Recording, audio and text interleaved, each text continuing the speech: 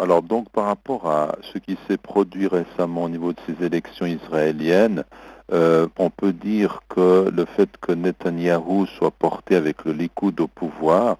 est un signe qui montre une forme de radicalisation évidente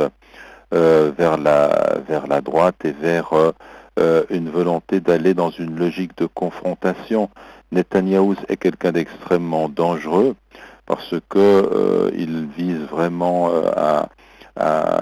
détruire toute idée d'un État palestinien. Donc vous savez que le Likoud, dans sa charte, ne reconnaît absolument pas l'existence d'un État palestinien et qu'il est exclu de dialoguer avec le Hamas. Or, le vrai problème aujourd'hui, c'est que les Palestiniens ont montré que si on respectait le processus démocratique, c'est le Hamas qui finalement occupe un pouvoir légitime en Palestine. Et donc, en ce sens, on ne peut que reconnaître ce mouvement, que reconnaître la résistance musulmane. Et le fait que les ministres des Affaires étrangères des nations européennes, comme les États-Unis, persistent à vouloir considérer le Hamas comme un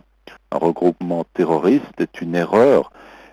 qui est grave, très grave, parce que aussi bien la communauté internationale, les États-Unis et l'Union européenne sont responsables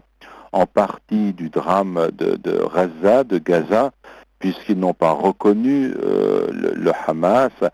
et ils ont encouragé ainsi l'agression sioniste en Palestine, mais aussi bien aujourd'hui, ils défendent, même s'ils parlent d'un processus de paix, l'idée d'une confrontation, d'autant plus que Netanyahou est proche de ce faucon Lieberman, donc de Beit Nou, qui, eux, visent alors carrément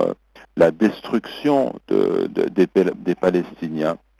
Et donc, nous sommes dans une situation de confrontation, dans une logique de guerre,